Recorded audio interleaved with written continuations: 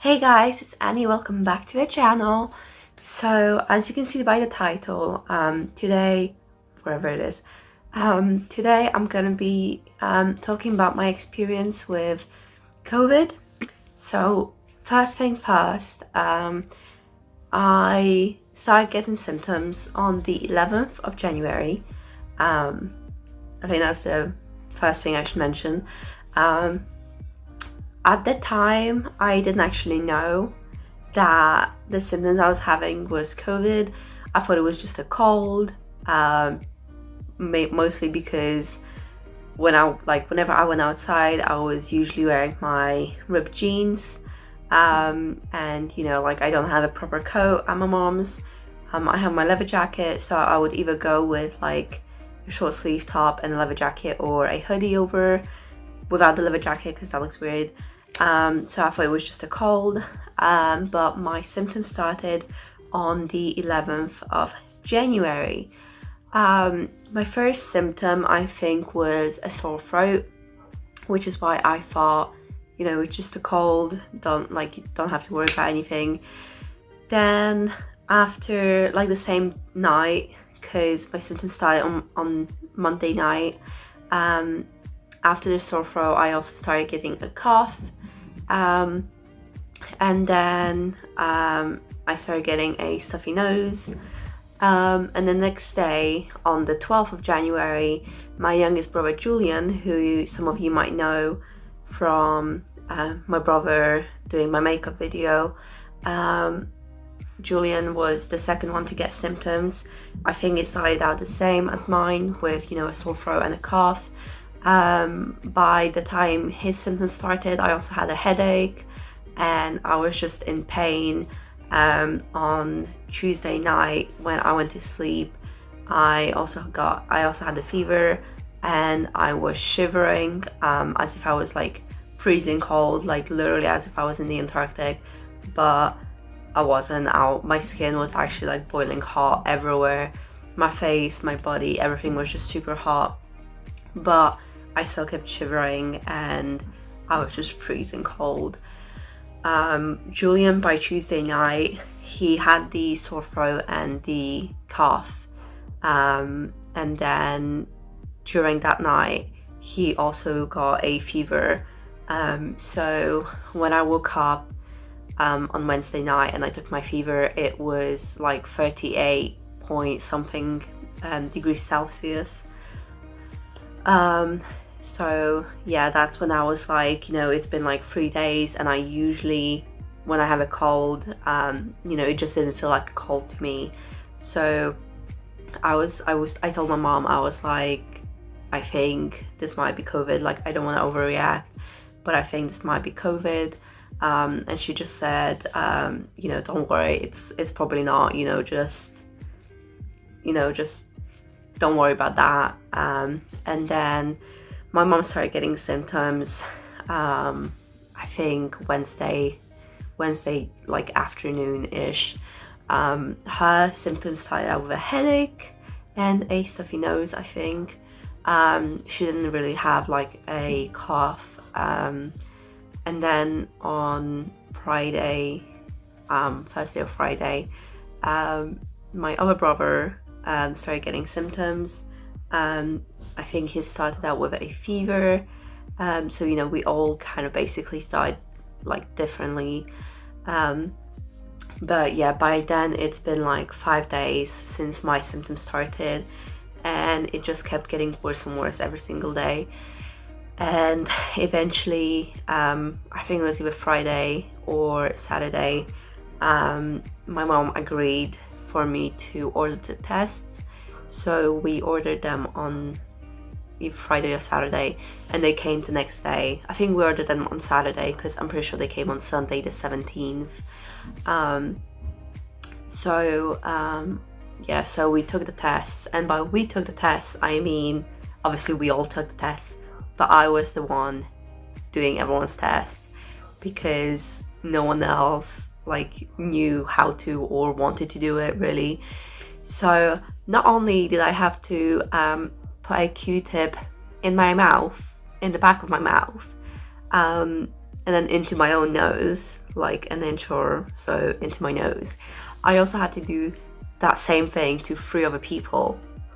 So we took it like, I got them all done within like an hour, but it did mean that I have to put a Q-tip, like obviously a rather long Q-tip, into my mom's and both my brother's mouths and noses. So that wasn't a good thing to see, really wasn't, but you know, we did it, you know, we got the tests done, and you know, we didn't have anyone to drop it off, and we were just like lucky, I guess, enough that one of the track and trace post boxes things was really close by. So after we did them, we obviously sealed them. Well, I sealed them and uploaded like the numbers and stuff to the government website for the coronavirus. And then I walked over to the post office with my mask on the whole time, because, you know, I didn't want to, in case I was like passing someone by, I would step further away from them just in case. I was very cautious by that time, and I was just like, I'm pretty sure this is coronavirus, this feels like coronavirus. I had a checklist, which I'll try and pop in here, which I checked over. I was checking over every single symptom as I got it, and basically by day 5 I had most, if not all, of the symptoms, but because I've had it the longest, I was the one that went over and put the test into the track and trace NHS post box. We didn't have to wait long for the results. We got the results, I think, the day after or 2 days later, and they came back positive for all 4 of us. And that, obviously by that time we're just like, okay, we need to isolate. We didn't really have much food at the time because we didn't prepare for it. You know, we didn't prepare for the fact that we were gonna get coronavirus. But yeah, that leads next to the point of how did you get it? So we think we got it either because of the fact that me and Julian were the first one with symptoms. I think it could have been when Julian and I went into the corner shop very near us without our masks, because we, you know, misplaced our masks. We couldn't find our masks before we left, and we were literally just going to get some, you know, snacks, really. So we were just like, oh, we'll just be like in and out, you know, quickly, so it'll be fine. And that was the first time I didn't wear a mask inside the shop, because I literally, whenever I went outside, I always had a mask on me, and if I didn't have a mask, I had my bandana tied on my backpack just in case I forgot my mask or lost it. And, you know, I've worn the mask religiously to public places like shops or buses, or if there was like a lot of people in town. When I was back in Winchester, I wore my mask the whole time because I was so wary of like trying not to catch coronavirus. But then the one time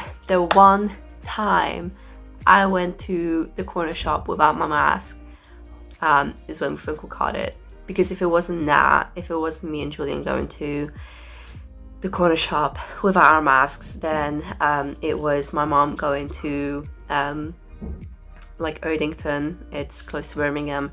They have Polish shops in Erdington, and obviously sometimes, because we're Polish, we use Polish products, you know, sometimes.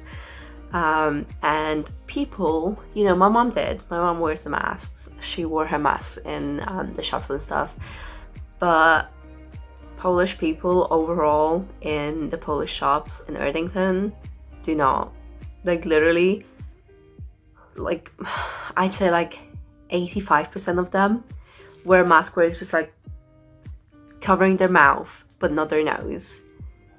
And if they're not wearing a mask that covers their mouth but not their nose, they're not wearing a mask at all, you know. It's probably a high percentage. It's probably like closer to 90-95% of the people that go into the polish shops in Erdington either don't wear masks or they just wear masks to cover the mouth but not their nose. So yeah, we think it was either me and Julian going to the shop without a mask, or that one time, or my mom going to the shop and despite her having her mask on, the other people didn't. So, you know. Anyway, this is getting like a really long video and I'm so sorry, but I do have some other questions to answer. So what symptom was the worst? So I think the worst symptom at the time was the fever, because it honestly, as I said, even though I was in bed and I was covered with my you know, my duvet and a blanket on top of that, I was still freezing cold. I was shivering so hard that it was so hard to fall asleep. And as a result of coronavirus, I just felt really tired. I had no motivation to do anything. Even if I'd get motivated, it would last for like a minute. So I'd have a boost of energy where I'd be laying in bed, really tired, really just not able to focus on anything. And then I'd get the minute where I'm just like, okay, let's do some work. I'd pull out my laptop, I'll write like half a sentence and it would be gone. I was drained. It literally, the virus just drained me from energy, from motivation, from anything. And for me, it lasted like 2 weeks. So my first symptom was on the 11th, obviously, as I said, and then my isolation finished on the 22nd. But even after that, I had a terrible cough. So as some of you may know, I have asthma, and I used to be just a blue inhaler, but now I'm on the brown inhaler. This is just a yellow casing with a spacer, and I used to just have to take 2 of these in the morning, like 2 pumps. So 1, 2, obviously not straight away, but I used to just have to take 2 pumps in the morning and 2 pumps at night. But when my doctor found out that I tested positive for coronavirus, she asked me to do 4 pumps in the morning and 4 pumps at night, just for, you know, a couple of months, until I get better.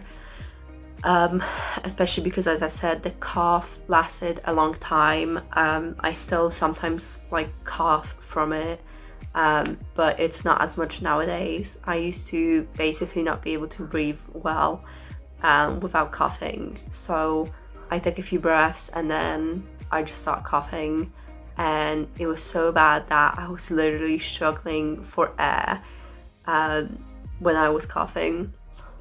Obviously it's better now.